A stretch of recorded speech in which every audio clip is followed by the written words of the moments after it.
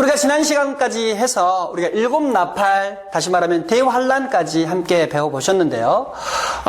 우리가 한번 지난 시간까지 배운 걸 좀 간단하게 좀 요약 정리하면서 오늘 본 말씀 들어가도록 하겠습니다. 자, 이 요한계시록에 있어서 환란을 어떻게 해석하느냐가 굉장히 중요하다고 말씀을 드립니다. 자, 6장에서부터 18장까지 이르는 13장의 부분이 환란에 대해서 다루고 있다고 말씀을 드렸죠. 그런데 이 환란은 크게 셋으로 나눠볼 수가 있는데, 먼저는 일곱 봉인, 그리고 두 번째는 일곱 나팔, 그리고 세 번째는 일곱 대접의 환란이 있습니다. 그러면 이 세 환란은 각각 어떤 특징이 있느냐? 일곱 나팔은 대환란의 시대예요. 그럼 일곱 봉인은 뭐냐? 대환란이 있기 전에 환란의 징조가 나타나는 시기입니다. 그리고 이 일곱 대접 심판은 뭐냐? 바로 대환란 이후에 있을 하나님의 진노의 심판을 말하는 것이죠. 그래서 일곱 봉인, 일곱 나팔, 일곱 대접으로 셋으로 나눠볼 수가 있는데, 이 일곱 봉인은 6장에서 7장까지, 일곱 나팔은 8장에서 11장, 그리고 15장까지, 그리고 일곱 대접은 16장에서 18장까지 그 내용을 담고 있는데, 이 시기마다 등장하는 인물들이 좀 차이가 있어요. 자, 크게 요한계시록에는 세 부류의 인물들이 등장을 합니다. 먼저는 교회와 성도가 등장을 하고, 두 번째는 택한 백성, 선민, 이스라엘이 등장을 하고, 세 번째는 끝까지 하나님을 대적하는 불신자의 무리가 등장한다 그랬어요. 그래서 이 세 무리를 A, B, C 그룹으로 나눈다고 말씀을 드렸죠. 그래서 이 증조기에는 A그룹, B그룹, C그룹이 이 증조기를 다 경험하게 됩니다. 그러나 여섯 번째 인을 뗐을 때 그 환란의 끝에서 이제 이 A그룹이 이제 휴거, 들림을 받으면서 어린 양과 보좌 앞으로 들려 올라가게 되죠. 그러면서 이 일곱 나팔은 선민 이스라엘과 그리고 불신자의 세력들만 이제 이 대환란을 경험하게 되는 것입니다. 그러다가 일곱 번째 나팔이 불려질 때 이제 이 B그룹, 남은 자의 그룹들도 이제 어린 양과 함께 시온산에 오르게 되는 것이죠. 그러면서 마지막 남은 이 C그룹, 하나님을 대적하는 사람들만 남아서 이 일곱 대접에 하나님의 진노의 심판을 경험한다라고 말씀을 드렸습니다. 자, 그래서 이 일곱 봉인기는 어떤 시간이냐? 잠들어 있는 교회를 깨우는 시기라고 말씀을 드렸어요. 그러면은 이 잠들어 있는 교회를 깨우는 이 시기, 다시 말하면 성도들이 다 들림을 받고 구원을 받았으면 바로 이 일곱 대접 심판으로 바로 가도 될 텐데, 왜 하나님은 대환란을 허락하신다고 말씀을 드렸나요? 이 대환란에도 구원받을 남은 자들이 있다라고 하는 것이죠. 그들이 누구냐? 바로 요한계시록 7장에 나오는 14만 4천의 입맞은 자들입니다. 그 입맞은 자들은 이 일곱 나팔 시대에 존재한다라고 제가 말씀을 드렸죠. 그래서 그 입맞은 자, 다시 말하면 남은 자들을 구원하기 위한 시기가 바로 이 대환란의 시기라고 보시면 될 것 같아요. 자, 그래서 일곱 대접 심판 후에 이제 천년왕국이 있게 되는데, 그 천년왕국에 누가 참여하게 되느냐? A와 B 그룹이 함께 참여하게 되는 것이 천년왕국에서 이제 나오는 이야기인 것이죠. 자, 그런데 오늘은 우리가 함께 말씀을 나눠볼 것이 어떤 부분에 대해서 나눠보려고 하냐면요. 자, 이 징조기에 굳이 왜 하나님께서 환란을 허락하시는가 말이죠. 이 대환란은 일곱 나팔 시대라고 말씀을 드렸습니다. 그런데 굳이나 하나님께서 이 징조기에도 환란을 주시는 이유가 뭘까? 왜냐하면 지금 이 A그룹, 그리스도의 몸된 교회와 성도들이 있는 시기잖아요. 그러면 환란이 오면 성도들도 고통받고 이 교회도 참 괴로운 그런 시기인데, 굳이나 하나님께서 징조면 징조만 보여주시고 말지, 굳이 이런 징조라고 하는데 환란을 허락하실 필요가 있는가? 왜냐하면 첫 번째하고 두 번째하고 세 번째까지는 모르겠는데, 네 번째 환란 같은 경우에는 사실 지구 인구의 땅 인구의 4분의 1이 죽는 일이 벌어지거든요. 그리고 다섯 번째는 기독교에 대한 대박해가, 그리고 여섯 번째 인을 뗄 때는 전 지구적인 대재앙의 사건이 일어납니다. 굳이 하나님께서 이런 환란들을 이 징조기에 허락하시는 이유가 무엇일까 말이죠. 그래서 오늘은 왜 징조기에 환란이 필요한가 한번 말씀을 나눠보도록 하겠습니다. 자, 우리가 이 계시록에서는요, 이 6장에서부터 18장까지 꽤 많은 부분에서 환란에 대해서 다루고 있습니다만, 그러나 이 요한계시록은 핵심 주제가 환란은 아닙니다. 왜냐하면 이 요한계시록을 쓴 사도 요한이 일곱 교회에 보내는 편지글로 쓴 요한계시록은 이 글을 보고 있는 성도들로 하여금 이 글을 읽고 환란으로 말미암아 두려워 떨게 하려고 하는 목적으로 쓴 글이 아니에요. 무슨 말 아시겠습니까? 다시 말하면 이 요한계시록은 그 글을 읽는 이들로 하여금 두려워 떨게 하려고 하는 목적이 아니라 이 글을 통해서 하나님의 사랑을 경험하고 미래에 대한 소망을 갖게 하기 위한 목적으로 쓴 글이란 말이죠. 그렇기 때문에 이 환란이라고 하는 것은 요한계시록의 핵심 주제가 아니에요. 그런데도 왜 하나님은 징조기의 환란을 허락하고 계시는가 말이죠. 그 이유는요, 바로 이렇습니다. 징조기의 가장 큰 대표적인 현상이 뭐냐? 교회의 영적 침체라고 하는 거예요. 하나님께서 징조를 보이십니다. 첫 번째 징조, 두 번째 징조, 세 번째 징조. 징조를 보이시지만 교회는 영적 침체에서 벗어나지를 못하는 거예요. 이 말은 무슨 말씀이냐면요. 예를 들어서 이런 겁니다. 미국의 9.11 사태라고 하는 엄청난 사건이 있었어요. 테러 분자들에 의해서 미국의 쌍둥이 빌딩이 무너지고 또 미국의 펜타곤이 공격을 받는 그런 일들이 있었죠. 그 일이 있었을 때 정말 세계가 경악을 했습니다. 왜냐하면 미국이 세계의 경찰 노릇을 하면서 중동 지방 또 아프리카 지방 세계 곳곳에서 그 군사력으로 영향력이 미쳐지지 않는 땅이 없었거든요. 그랬던 미국이지만 실상은 미국 본토에서는 피 한 방울도 흘리지 않았던 땅이 바로 이 미국입니다.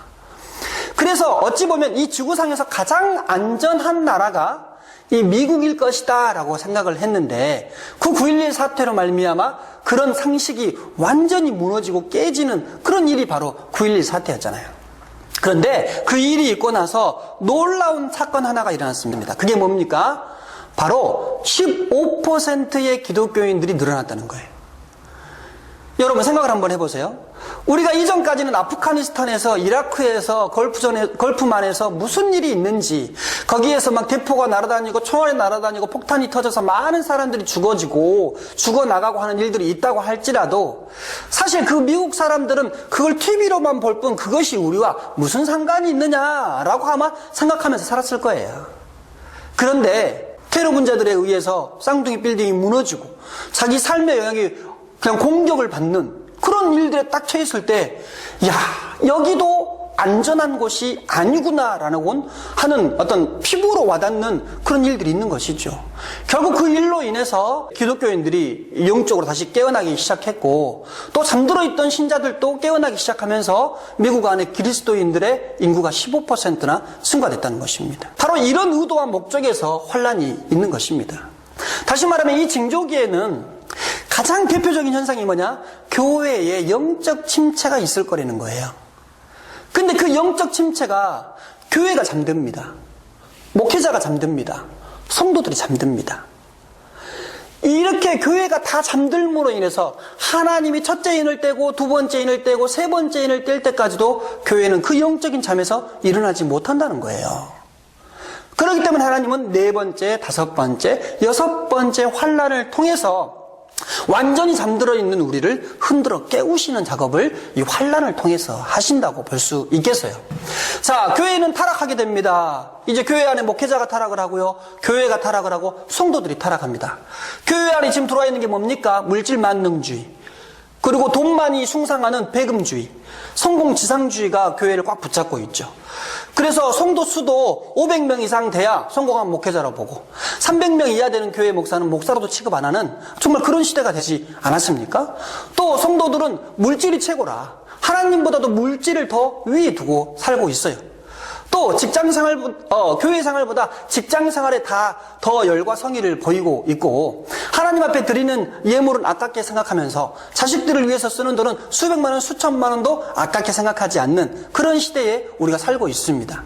또 동성애 목사들이 이제 안수를 받는 일들이 벌어지게 되고 교회 안에서 우상 숭배가 일어나고 음란한 일들이 교회 안으로 들어오게 돼요. 그리고 카톨릭이라고 하는 그 종교와 이제 함께 연합을 생각하는 폐교의 사건들이 교회 안에 일어나게 되는 것입니다.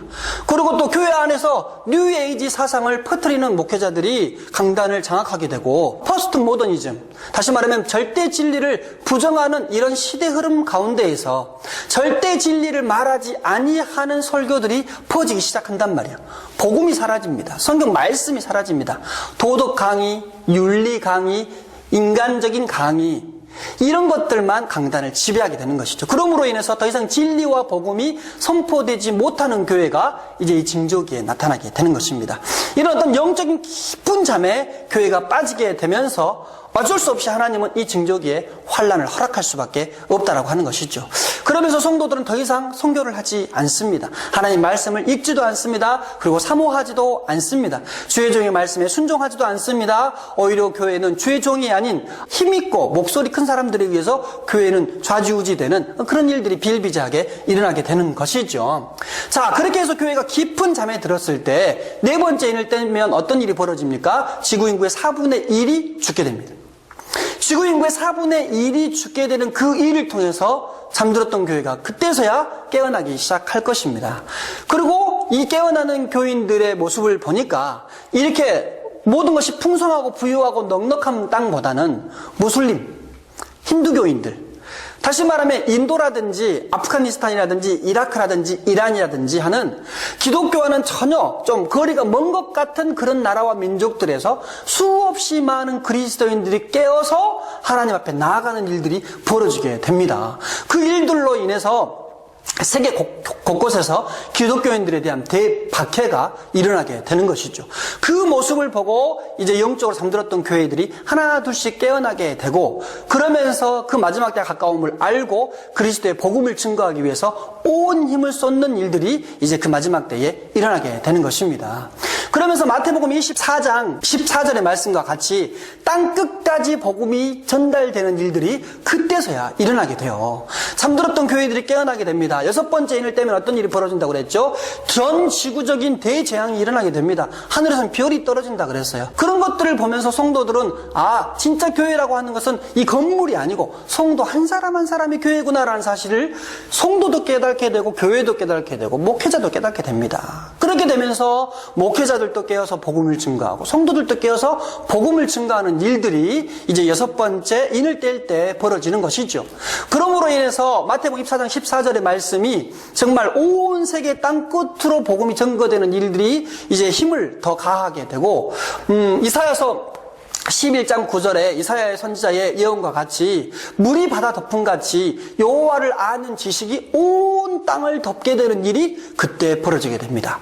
그리고 하박국 선지자의 말과 같이 물이 바다 덮음같이 여호와를 인정하는 것이 이제 전 지구적으로 아주 확산되면서 이 지구상에 유례를 찾아볼 수 없는 대회개와 대부흥의 사건이 그때 일어난다고 보시면 돼요.